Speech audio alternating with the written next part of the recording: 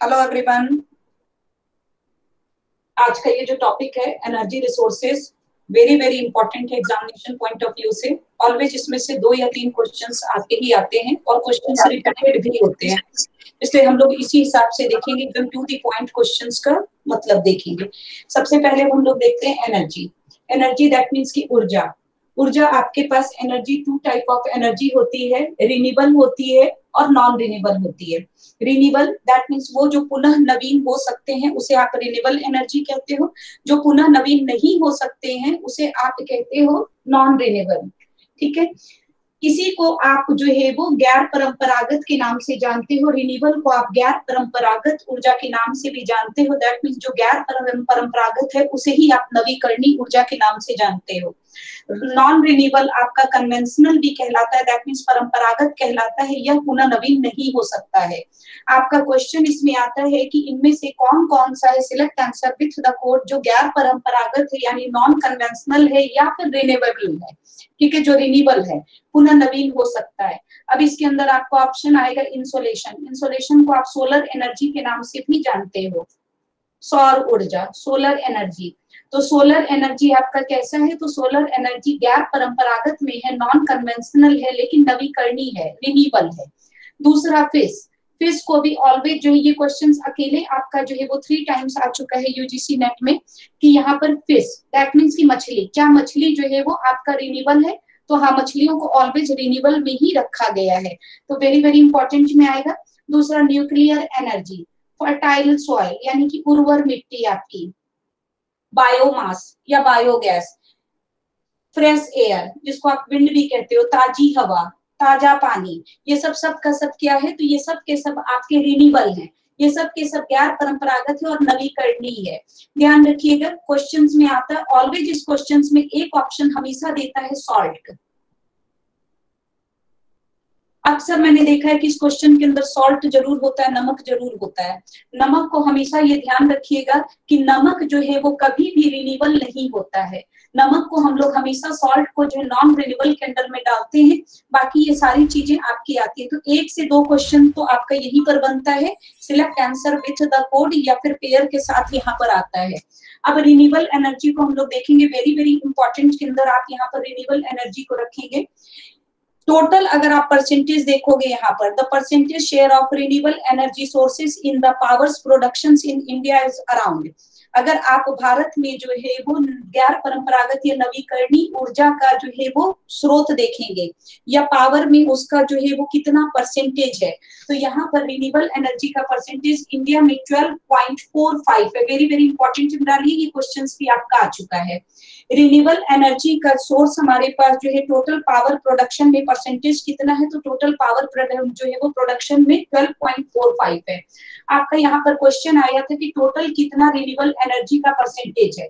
एक ऑप्शन था शायद 20 से 25%, एक ऑप्शन था आई थिंक 10 से 12%, एक ऑप्शन कुछ 15 से 16%, ऐसे ही समथिंग कुछ था। यहाँ पर ध्यान रखिएगा, एग्जैक्ट तो नहीं दिया है बट 12.45 है, दैट मीन्स ये 0.4 के बाद जो 5 नहीं है, इसका मतलब ये हो गया कि ये आंसर सही होगा। तो रिन्यूएबल एनर्जी में हमारे पास टोटल जो परसेंटेज है वो है 12.45। अब यहाँ पर हम लोग देखते हैं कि रिन्यूएबल एनर्जी में कैसी कैसी क्या क्या चीजें होता है, कुछ टारगेट हम लोगों ने ले रखा है। सबसे पहले रिन्यूएबल एनर्जी में आप यहाँ पर ब्रैकेट में कहीं पर लिख लीजिएगा, वेरी वेरी इंपॉर्टेंट में लिख लीजिएगा, अभी स्टैटिस्टिक्स का नया जो है वो एनर्जी डाटा आया है, इसके अंदर रिन्यूएबल एनर्जी का स्टेट वाइज प्रोडक्शन हम लोग लगाएंगे। सबसे पहले यहाँ पर लिख लीजिए, रिन्यूएबल एनर्जी में सबसे ज्यादा जो है वो राजस्थान है पहला, वेरी वेरी इंपॉर्टेंट में रखिएगा।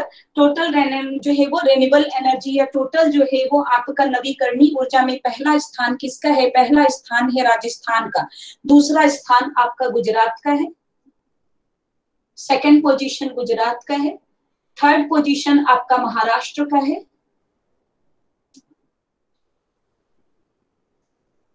एंड फोर्थ पोजीशन पर आप जम्मू कश्मीर को ले लेंगे यहाँ पर जम्मू एंड कश्मीर।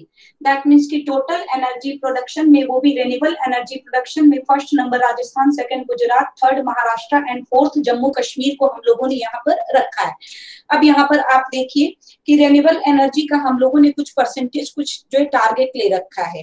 टोटल कहते हैं कि यहाँ पर अगर हमने टारगेट ले रखा है रेन्यूएबल का, तो कितना ले रखा है, मैं हटाते जा रही हूँ साथ साथ।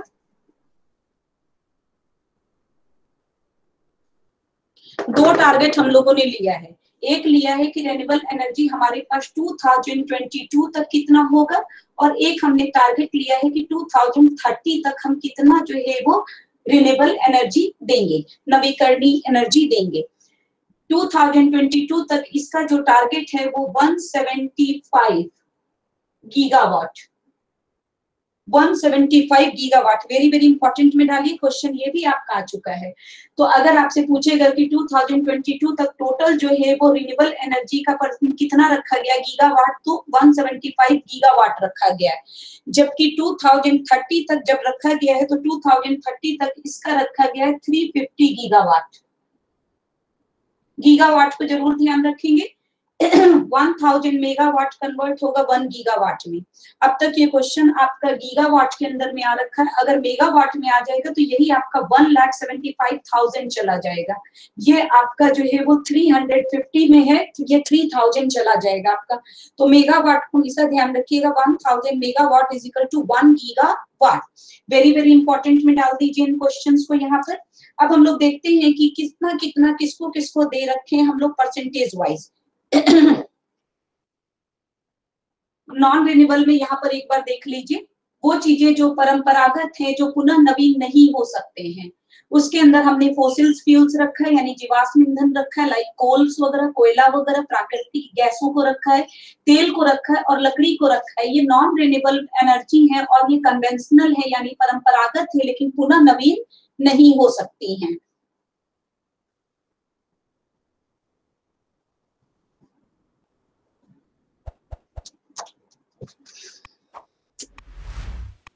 वेरी वेरी इंपॉर्टेंट में यहाँ डालिएगा, टोटल जो है वो रेन्यूएबल एनर्जी में 175 गीगावाट में से हमने किसको कितना डिस्ट्रीब्यूट किया है, किसको कितना डिस्ट्रीब्यूट किया। तो यहाँ पर आप डालिएगा 100 गीगावाट हमने किसको दिया, सोलर को दिया। वेरी वेरी इंपॉर्टेंट में डालिएगा, 100 गीगावाट सोलर को दिया, 60 गीगावाट हमने यहाँ पर विंड को दिया।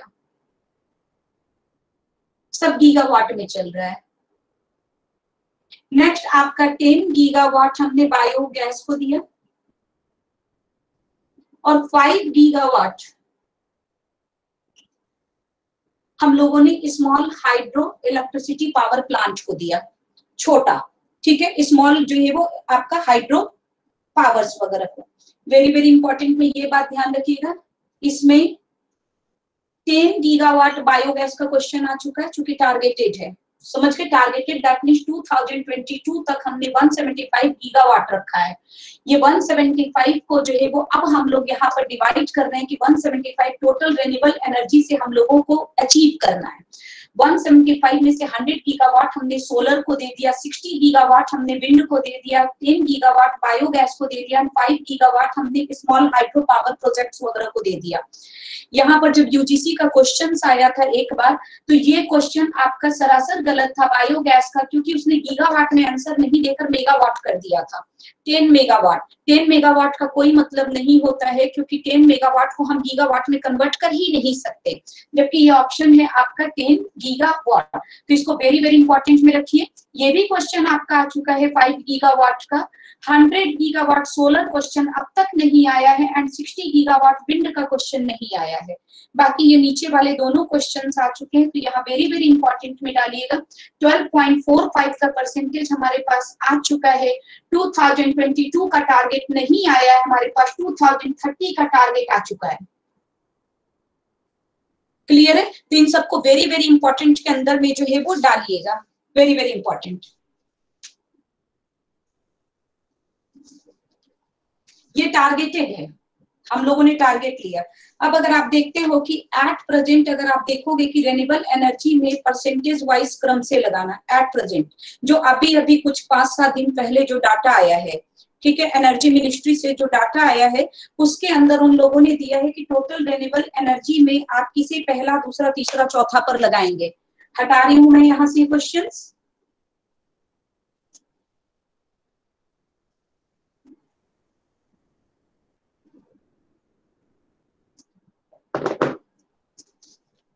एनर्जी सोर्सेस में सीक्वेंस से लगाने आएगा तो ध्यान रखिएगा, solar, wind, small hydro power project, and fourth में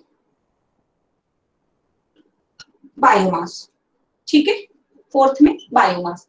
फर्स्ट, सेकंड, थर्ड, फोर्थ को इसको लगाइए। ये आपका है एनर्जी सोर्स। एनर्जी सोर्सेस कितना है देखिए, अगर आएगा 175, अगर टारगेटेड पूछेगा तो आपको 10 गीगावाट वगैरह ही टारगेट देना है, लेकिन बोलेगा कुल एनर्जी उत्पादन में किसका क्रम ज्यादा है, तो आप ध्यान रखिएगा सोलर को पहले नंबर पे रखा है क्योंकि सोलर का परसेंटेज 68% है। देन विंड का परसेंट आपका 28% के लगभग रखा है। 1.93% आपका स्मॉल हाइड्रो इलेक्ट्रिसिटी वगैरह या पावर प्रोजेक्ट का रखा गया है, और 1.60 बायोमास को दिया है परसेंटेज। तो यहाँ पर वेरी वेरी इंपॉर्टेंट के अंदर इसको डाल दीजिए।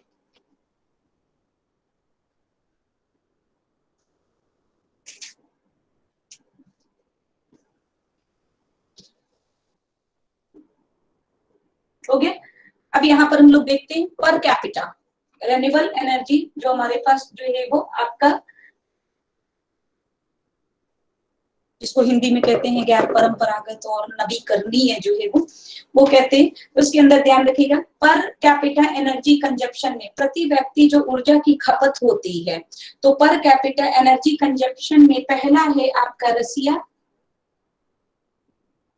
फर्स्ट, सेकंड में हमने रखा है चाइना, थर्ड में हमने रखा है ब्राजील, एंड फोर्थ में इंडिया। सीक्वेंस से है, वेरी वेरी इंपॉर्टेंट में डाल दीजिए।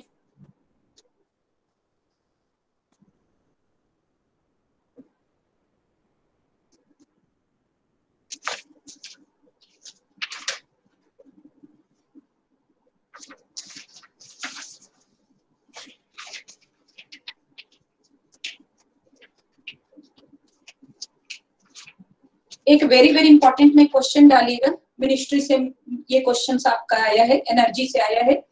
29 फेब 2020 को ये रिलीज हुआ है, 2020 में। इसके अंदर कहा गया है the total installed wind power capacity, installed, ठीक है, the total installed wind capacity, wind power capacity हमारे पास कितना है, ध्यान रखिएगा इंस्टॉल्ड कह रहा है 37.669 गीगावाट। वेरी वेरी इंपॉर्टेंट में रखिएगा और ब्रैकेट में लिख लीजिए fourth largest capacity in world, पूरे विश्व में चौथा सबसे बड़ा देश जो कैपेसिटी रख रहा है। तो यहाँ पर आपका ध्यान रखेंगे, ये डेटा इस समय आया है जब हमने विंड के लिए, विंड जो है वो इंस्टॉल्ड पावर कैपेसिटी,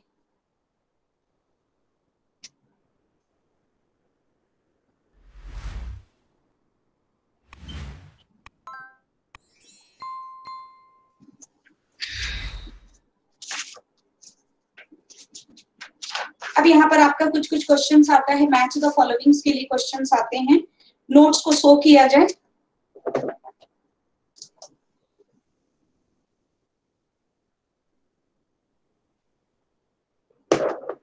अब सिंपल हम लोग यहाँ पर देखते हैं कि क्वेश्चंस का क्या मोड बनता है, कौन कौन सा आपका कहाँ कहाँ पर है, कौन सा हमारा जो एनटीपीसी पावर प्लांट्स कहाँ पर है, किस स्टेट में है, पर्टिकुलर क्या है, ये क्वेश्चंस आपका आता है। इसमें सबसे पहला आप देखिए तो कोल बेस्ड दे रखा है, हमें कोई कोल बेस्ड वगैरह की यहाँ पर नीड नहीं है, हमारे को सीधा सीधी क्वेश्चन की जरूरत है मैच द फॉलोइंग के लिए। मैच द फॉलोइंग में सिंगरौली सबसे पहले देखिए, सिंगरौली यूपी में है, कोरबा छत्तीसगढ़ में है,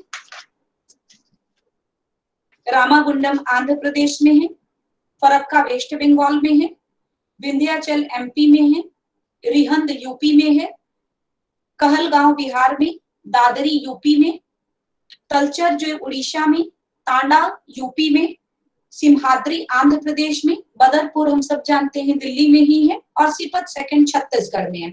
यहाँ पर हम लोग सीधा सीधी फॉर्मूला लगाएंगे और फॉर्मूला के अंदर ही ये चीजों को कवर करेंगे।